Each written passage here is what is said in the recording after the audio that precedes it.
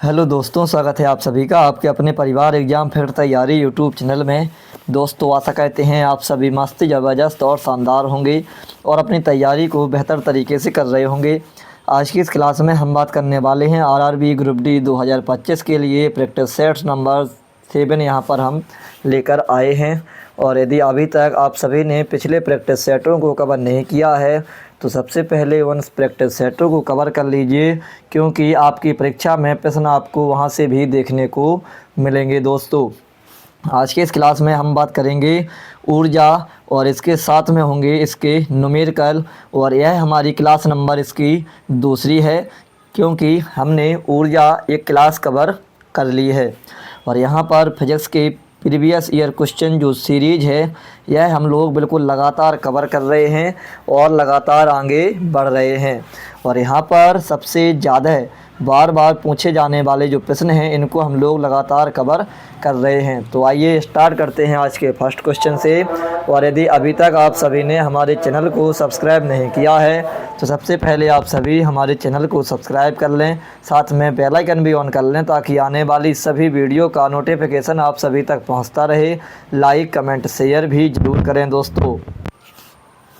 और हम लोगों ने पिछली क्लास में ऊर्जा के 30 क्वेश्चन कवर कर लिए हैं और यहाँ पर 31वां क्वेश्चन है और यह हमारी ऊर्जा की क्लास नंबर 2 है।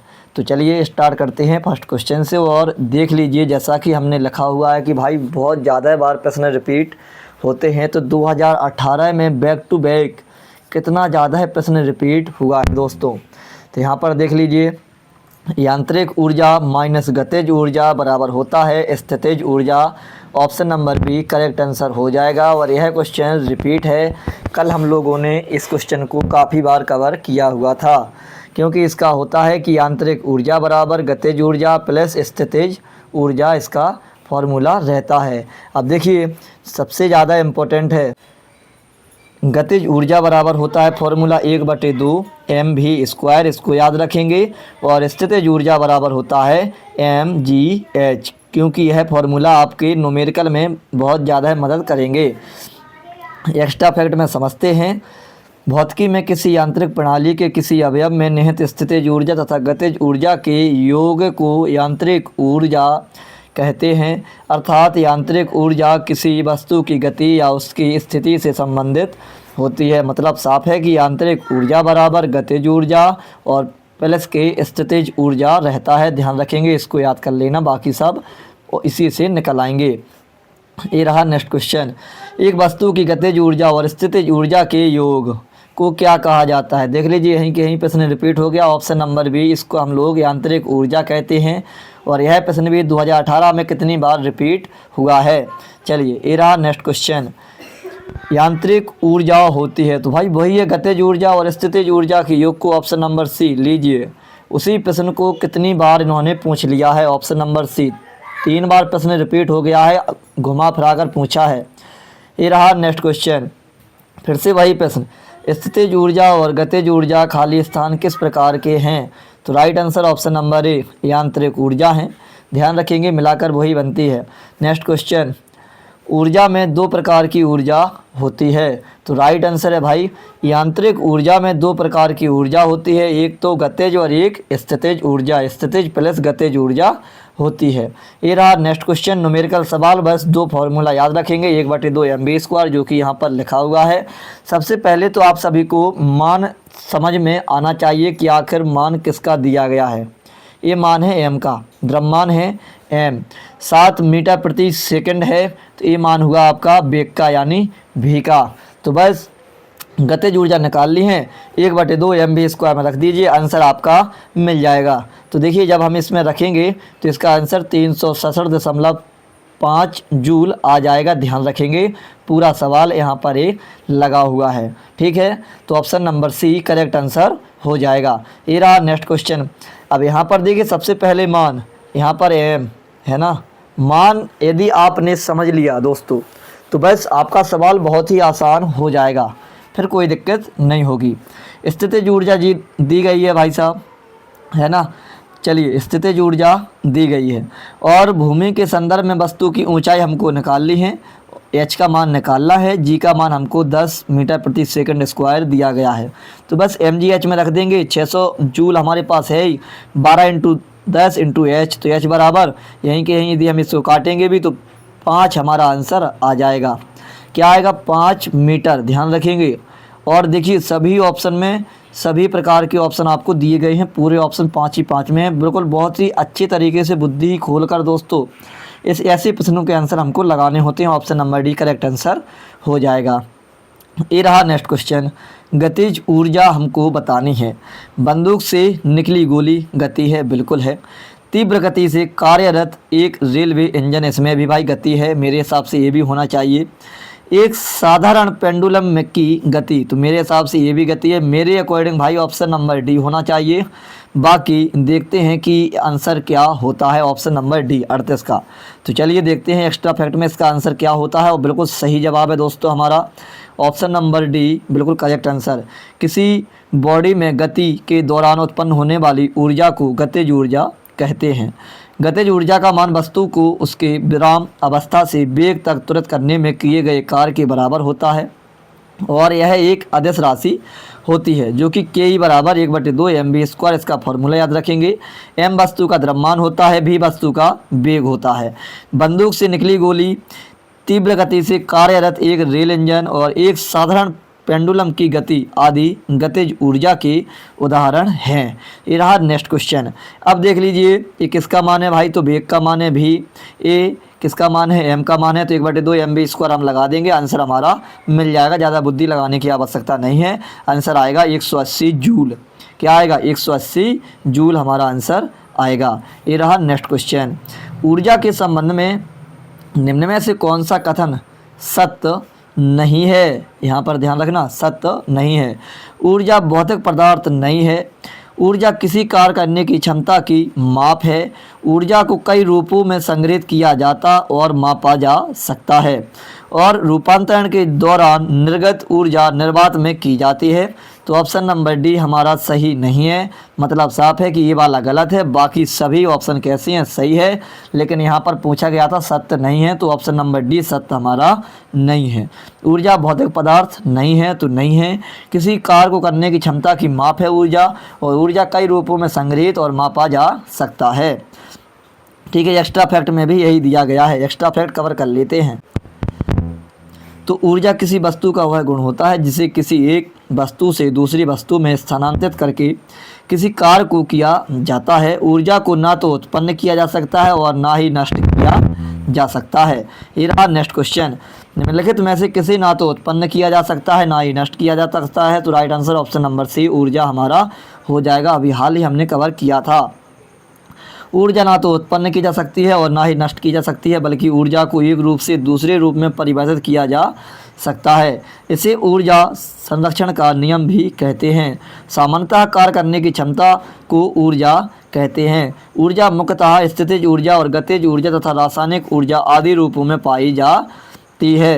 ये रहा नेक्स्ट क्वेश्चन। तो देखिए 20 किलोग्राम द्रव्यमान का मान है भाई एम का, 10 मीटर प्रति सेकंड भी का मान है भाई, तो बस सीधा लगा दीजिए 1/2 mv²।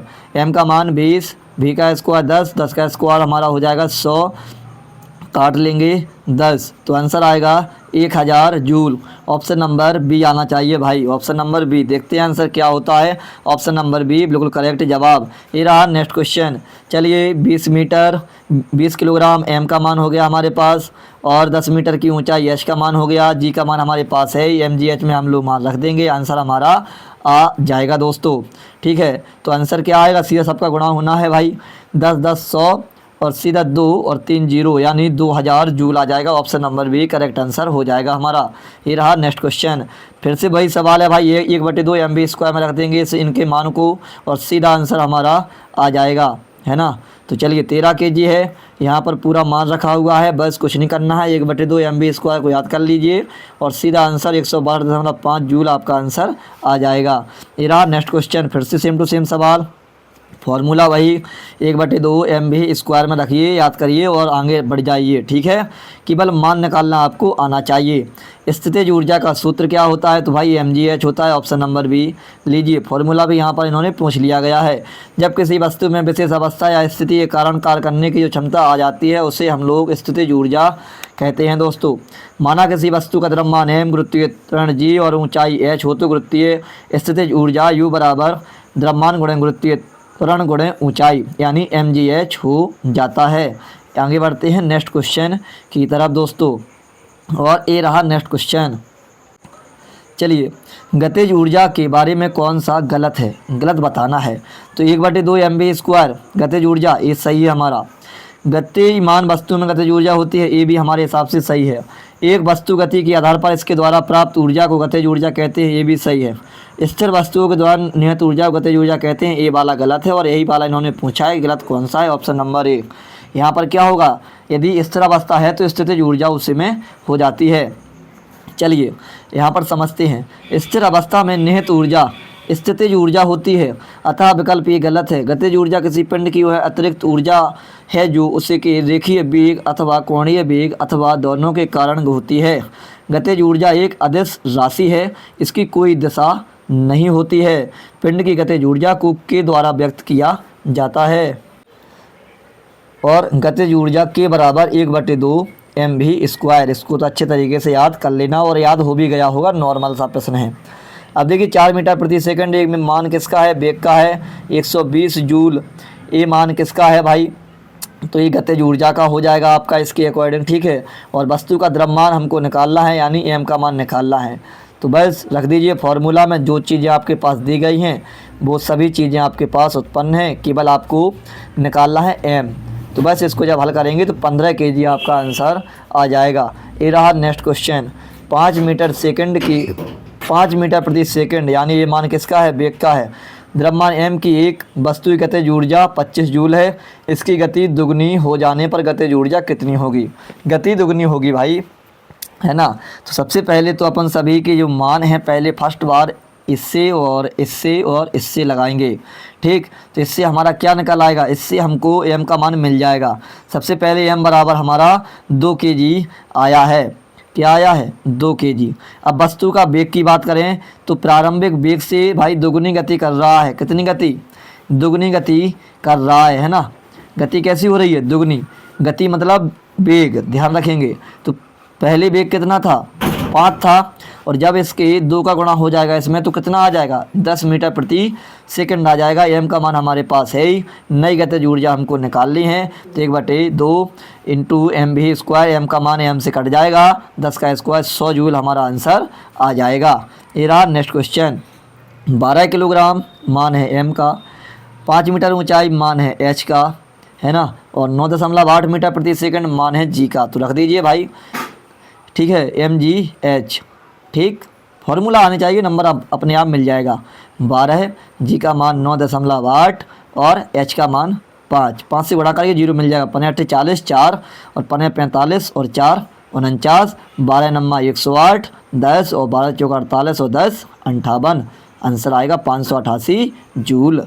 देखते हैं आंसर क्या होता है। 588 joule, option number D correct जवाब हो जाएगा। ये रहा नेक्स्ट क्वेश्चन। पृथ्वी की ओर मुक्त रूप से गिरने वाले पिंड की कुल ऊर्जा में क्या परिवर्तन होगा? तो भाई क्या परिवर्तन होगा? तो राइट आंसर है ऑप्शन नंबर ए, इसमें कोई परिवर्तन नहीं होगा। क्यों नहीं होगा? क्योंकि यह वस्तु जो है पृथ्वी की ओर मुक्त रूप से आ रही है, ध्यान रखेंगे। ये रहा नेक्स्ट क्वेश्चन। न्यूमेरिकल सवाल देखिए आप। तो बस 10 kg की वस्तु 5 मीटर प्रति सेकंड की गति से गतिमान है। गतिज ऊर्जा निकालिए 1/2 mv²। 1/2 m का मान 10 और v का मान 5 का स्क्वायर 25 और बस काट दीजिए 125 जूल। आंसर आ जाएगा ऑप्शन नंबर ए करेक्ट जवाब हो जाएगा। ये रहा नेक्स्ट क्वेश्चन। धरती से टकराने से तुरंत पहले 2 किलो द्रव्यमान की वस्तु की गतिज ऊर्जा 400 जूल है। इससे किस ऊंचाई से गिराया गया था? जी का मान हमारे पास दिया गया है।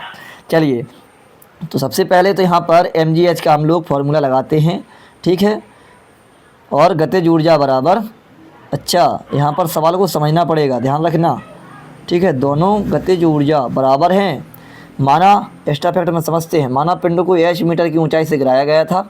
h मीटर की ऊंचाई पर पिंड में निहित स्थितिज ऊर्जा पृथ्वी पर उसकी गतिज ऊर्जा के बराबर होगी। ठीक है, तो पृथ्वी पर गतिज ऊर्जा बराबर h ऊंचाई पर स्थितिज ऊर्जा हो जाएगा, यानी 400 बराबर 2 × 10 × h, और आंसर सीधा 20 मीटर हमारा आ जाएगा। ये रहा नेक्स्ट क्वेश्चन। निम्नलिखित में से किसमें स्थितिज ऊर्जा है? स्थितिज ऊर्जा, तो right answer option number A, बांध का जो पानी है इसमें स्थितिज ऊर्जा है। जब किसी वस्तु में किसी विशेष दशा या स्थिति के कारण कार्य करने की क्षमता होती है उसी स्थितिज ऊर्जा कहते हैं, जैसे बांध में एकत्रित संचित पानी और घड़ी की चाबी में संचित ऊर्जा। ध्यान रखेंगे। ये रहा नेक्स्ट क्वेश्चन। निम्नलिखित में से कौन सी वस्तुओं में स्थितिज ऊर्जा होगी? स्थितिज ऊर्जा, तो एक लुढ़कता हुआ पत्थर, उठाया हुआ हथौड़ा। अब भाई मेरे हिसाब से सी और डी में कन्फ्यूजन है, चलती गोली तो हट जाएगा, बहने वाली हवा भी हट जाएगी। ठीक, उठाया हुआ हथौड़ा और एक लुढ़कता हुआ पत्थर, तो मेरे हिसाब से इसको भी हटा दूँ। ऑप्शन नंबर डी पर हम जाएंगे, बाकी देखते हैं आंसर क्या होता है।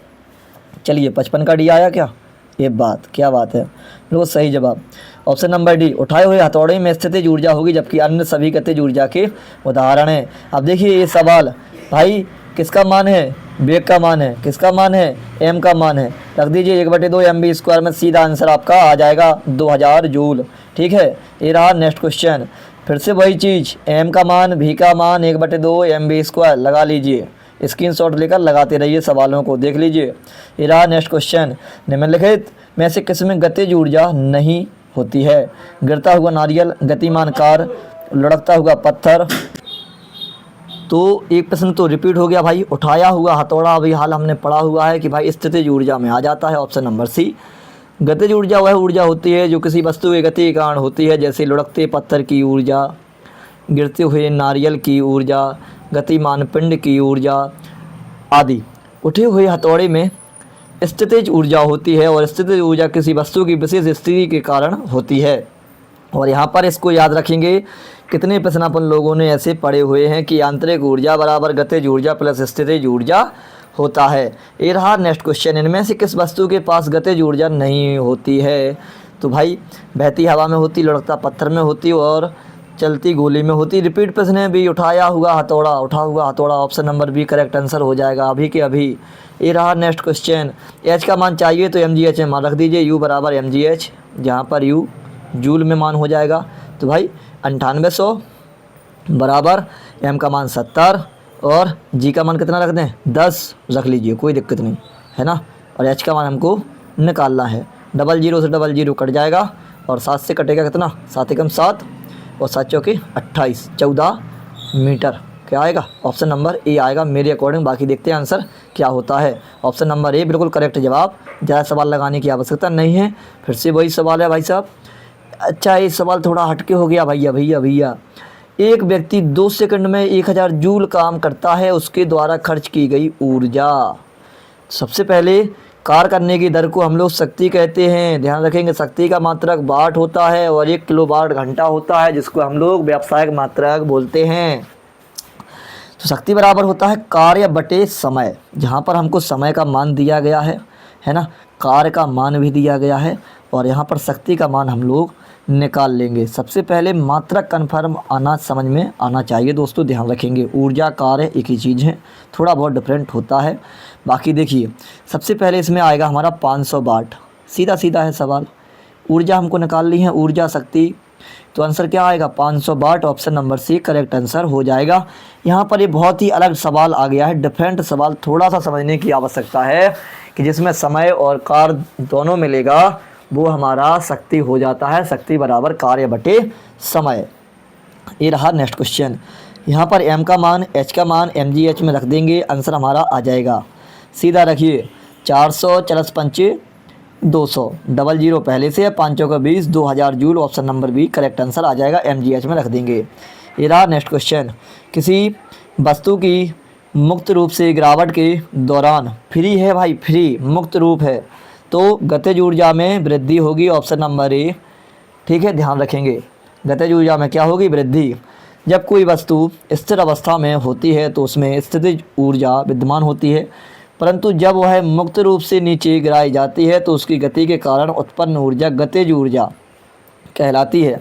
परंतु पिंड जैसे जैसे नीचे की ओर आता है उस पर गुरुत्वाकर्षण बल अधिक कार्य करता है, जिससे उसकी गति बढ़ जाने के कारण गतिज ऊर्जा में वृद्धि, ध्यान रखेंगे, होती है। गतिज ऊर्जा बराबर 1/2 mv², जहाँ पर m वस्तु का द्रव्यमान एवं v वस्तु का वेग है। इस प्रश्न को अच्छे तरीके से रख लीजिए। किसी निश्चित ऊंचाई पर गतिमान किसी वस्तु के वेग को 4 गुना बढ़ा दिया जाए तो उस वस्तु की स्थितिज ऊर्जा में क्या परिवर्तन होगा। मान लीजिए पहले तो u बराबर mgh है, ठीक है भाई साहब। अब बढ़ाना किसको है, वेग को बढ़ाना है। वेग, यहाँ पर वेग हमें कुछ समझ में तो आ नहीं रहा भाई। ऊंचाई कारण 4 गुना बढ़ा दिया जाए एक तो उस वस्तु की स्थितिज ऊर्जा में क्या परिवर्तन होगा, और वहाँ पर u बराबर 1/2 mv², इसका भी उपयोग होगा क्योंकि इसी में वेग है भाई साहब। 4 गुना बढ़ाएंगे तो 16 गुना बढ़ेगा वेग, है ना। 4 गुना बढ़ाएंगे, यदि 4 वेग करेंगे तो स्क्वायर होगा, तो 16 गुना परिवर्तन होगा मेरे हिसाब से। बाकी देखते हैं एक्स्ट्रा फैक्ट में आंसर क्या आता है, वहाँ से हम लोग समझते हैं। अच्छा, ऐसी बात है। चलिए यहाँ पर देखिए, स्थितिज ऊर्जा नियत रहेगी। स्थितिज ऊर्जा अपने मूल मान की आधी हो जाएगी, दुगनी हो जाएगी, 4 गुनी हो जाएगी। तो भाई स्थितिज ऊर्जा में कोई भी परिवर्तन नहीं होगा क्योंकि वेग यहाँ पर होता ही नहीं है, वही चीज़ है। क्योंकि u बराबर हमारे पास उपलब्ध होता है mgh, यहाँ पर वेग हमारे पास उपलब्ध ही नहीं है, तो वेग में परिवर्तन हम लोग कहाँ से लेकर आएंगे। तो इस प्रश्न का correct answer option number A, स्थितिज ऊर्जा नियत रहेगी, जो मान है वही मान रहेगा। प्रत्येक वस्तु में उसकी स्थिति के कारण जो ऊर्जा विद्यमान होती है उसे स्थितिज ऊर्जा कहते हैं। प्रश्न अनुसार किसी निश्चित ऊंचाई पर गतिमान किसी वस्तु के वेग को 4 गुना बढ़ाने पर उसकी गतिज ऊर्जा में परिवर्तन होगा, ना कि स्थितिज ऊर्जा में, अतः स्थितिज ऊर्जा नियत रहेगी। वही जब स्थितिज ऊर्जा में भाई वेग है ही नहीं तो उसमें परिवर्तन कहाँ से होगा। ये रहा नेक्स्ट क्वेश्चन, साइकिल चलाते समय ऊर्जा का किस प्रकार रूपांतरण होता है।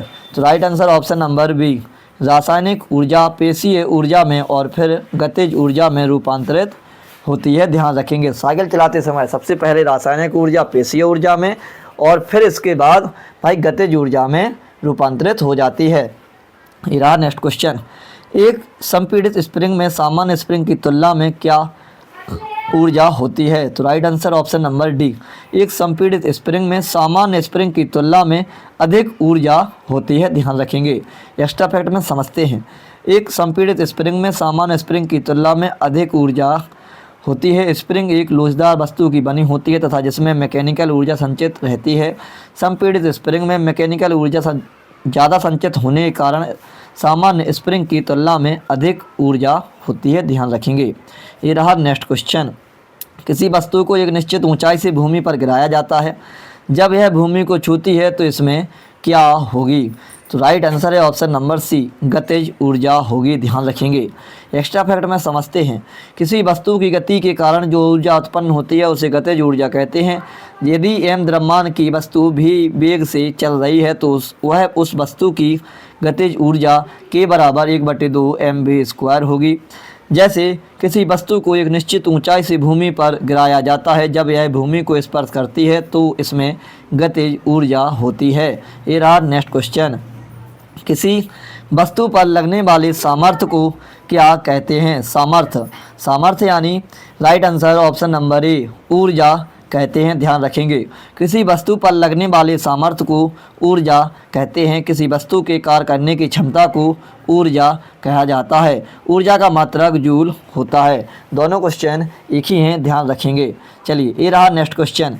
देखिए, मान है अपने पास m का मान, 6 मीटर ऊंचा h का मान और यहाँ पर सीधा हमारे पास g का मान। तो सीधा mgh में रख देते हैं, गुणा कर देते हैं, कुछ नहीं होना है। 00 तो मिल ही जाएगा, 6 पंचे 30 भाई साहब 3000 जूल आंसर आएगा ऑप्शन नंबर ए। 69 का ऑप्शन नंबर ए आंसर आएगा, बिल्कुल सही जवाब।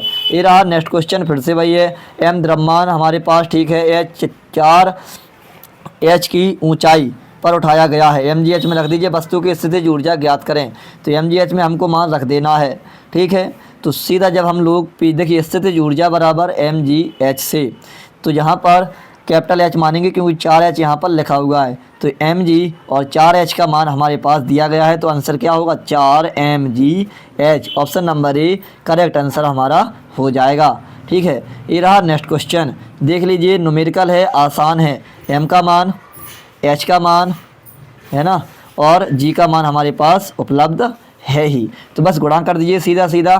सीधा गुणा करना है और कुछ भी नहीं करना है। तो सीधा गुणा करेंगे तो भाई यहाँ पर सीधा देख लीजिए गुणा करना है और सीधा आंसर 754.6 जूल हमारा आंसर आ जाना है। फिर से न्यूमेरिकल है, 10 kg, 7 मीटर की ऊंचाई, निहित ऊर्जा सेम टू सेम सवाल है भाई साहब, है ना।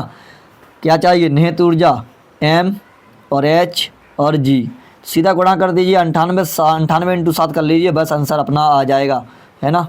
बाकी दशमलव से 10 से कट जाएगा, तो गुणा करेंगे 756 की 6, तो 6 पाला इकाई अंक ऑप्शन नंबर बी में है। ज़्यादा सवाल लगाने की आवश्यकता नहीं है, इकाई अंक मिलाओ और आगे बढ़ जाओ। ये रहा नेक्स्ट क्वेश्चन, और इस क्वेश्चन से अब हम लोग कल की क्लास में यहाँ से स्टार्ट करेंगे, और एक पार्ट इस क्लास का और आएगा जो कि कल आप सभी को 73 से लेकर इसमें लगभग 100 या 108 प्रश्न के आसपास दोस्तों देखने को मिले हैं। इसी वजह से इस क्लास को हम लोगों ने 3 पार्ट में कवर कर लिया है, और यह हमारा पार्ट नंबर 2 है। और पिछली क्लासों को आप सभी ज़रूर देख लीजिए, क्योंकि प्रश्न आपको आपकी परीक्षा में वहाँ से भी देखने को मिलेंगे दोस्तों। बाकी आपको यह क्लास कैसी लगी कमेंट बॉक्स में अपना फीडबैक ज़रूर बताइएगा दोस्तों। जय हिंद, जय भारत दोस्तों।